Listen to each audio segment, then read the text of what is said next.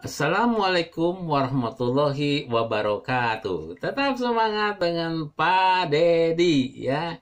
Kita coba membahas masalah apa nih, kita akan bahas masalahnya nih, yaitu jenis-jenis pemancaran ya zat radioaktif. Bagaimana zat-zat radioaktif yang kemarin Bapak jelaskan itu memancarnya ya. Nah, ini lebih berkembang lagi nih ya. Nah, untuk suatu zat radioaktif ya, kita terlebih dahulu mengetahui struktur inti ya. Struktur intinya seperti apa ya? Inti tersusun dari partikel-partikel yang disebut dengan nukleon-nukleon. Jadi inti itu adalah nukleon-nukleon atau partikel-partikel inti lah bahasanya. Ada dua jenis nukleon. Ada proton, yaitu partikel-partikel yang bermuatan positif, dan neutron-neutron, partikel-partikel yang tidak bermuatan. Ada yang bermuatan positif, ada yang tidak bermuatan partikel-partikelnya ya. Inti kan neutron dan proton, sebetulnya seperti itu ya. Nah, untuk kestabilan inti atom itu tergantung pada jumlah proton dan neutron. Jadi yang menentukan kestabilan daripada inti atom itu adalah proton dan neutron. Inti atom yang stabil ya tidak akan mengalami perubahan-perubahan pembentuk inti lain ya. Jadi tidak mengalami perubahan inti lain. Sedangkan inti-inti yang tidak stabil merupakan isotop-isotop radioaktif yang berubah membentuk suatu inti yang stabil. Faktor penentu kestabilan inti dari perbandingan jumlah neutron dan proton. Jadi intinya adalah perbandingan daripada jumlah proton dan neutron. Ya, nah di sini nuklida dengan nomor massa rendah di bawah 20 mempunyai perbandingan jumlah neutron dan jumlah proton, Z ini proton, mendekati atau sama dengan 1. Ya, perbandingan neutron atau neutron per proton itu mendekati 1. Maka unsur-unsur yang nomor atomnya di bawah 20 itu relatif stabil.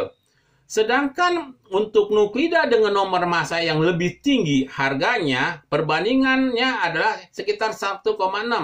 Neutron dibandingkan dengan proton adalah 1,6 ya. Kita lihat dalam petanya seperti itu. Nanti kita lihat lagi ya.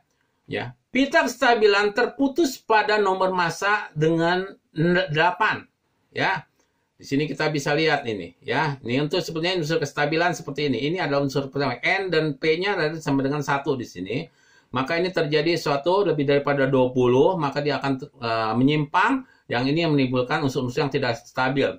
Daerah kestabilan garis melengkung ya, menunjukkan nuklida ya. Nah, jika jumlah proton dalam inti bertambah, maka neutron dan proton dalam pita kestabilan meningkat. Ini kan ya, jika jumlah proton dalam inti bertambah, maka neutron proton dalam pita kestabilan meningkat ya, akan meningkat ya. Sebaliknya juga ya, kita lihat ya, isotop-isotop yang di bawah pita kestabilan ini yaitu memancarkan. Jadi bagaimana nih kalau isotop-isotop itu di bawah pita kestabilan untuk menjadikan stabil bagaimana? Yaitu pertama adalah pemancaran daripada positron. Jadi dipancarkan positron ya. Positron ini dapat terjadi pada ya, isotop yang mempunyai harga NZ yang kecil.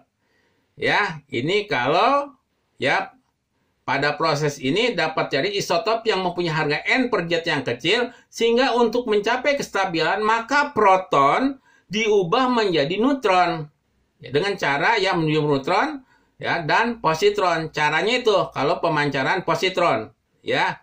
Nah, kemudian yang kedua, kita lihat yang kedua adalah penangkapan elektron. Kalau tadi pemancaran positron, sekarang penangkapan elektron ya.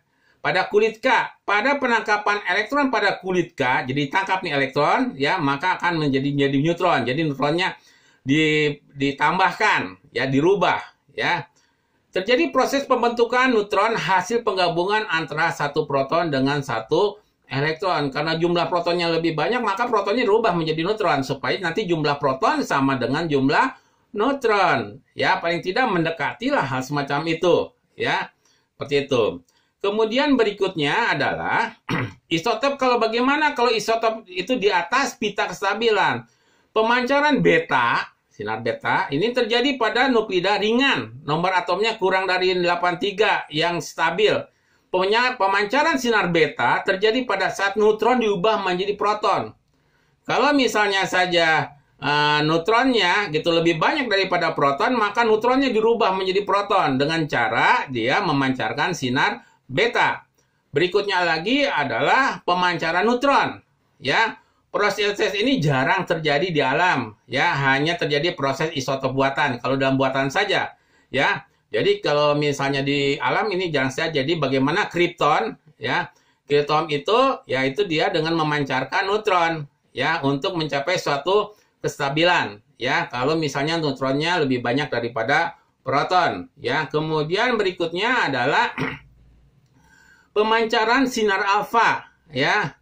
Nuklida yang terletak di atas pita kestabilan, ya, pita kestabilan berarti neutronnya lebih banyak, maka neutronnya berubah menjadi proton. Nomor atom lebih besar dari 83 mencapai kestabilan dengan melakukan pemancaran sinar alfa. Kalau di sini nuklidanya berat, maka tentu saja yang dipancarkannya juga cukup besar, yaitu sinar alfa, di mana radium 266 dengan nomor atom 88 dipancarkan menjadi radon 2266 karena sama di sini, ya, 2266 dan tambah dengan 86 dengan penambahan sinar alfa. Mohon maaf, di sini bukan 226, di sini adalah 222, ya. Mohon maaf, di sini kan 226 tapi 222 radon 86, ya.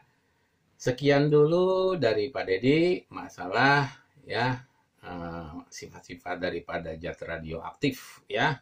Ada yang di bawah pita kestabilan, ada yang di atas pita kestabilan. Untuk mencapai kestabilan, ya tadi yang belum Bapak jelaskan. Mudah-mudahan kalian dapat memahami. Sekian dulu dari Pak Dedi. Assalamualaikum warahmatullahi wabarakatuh.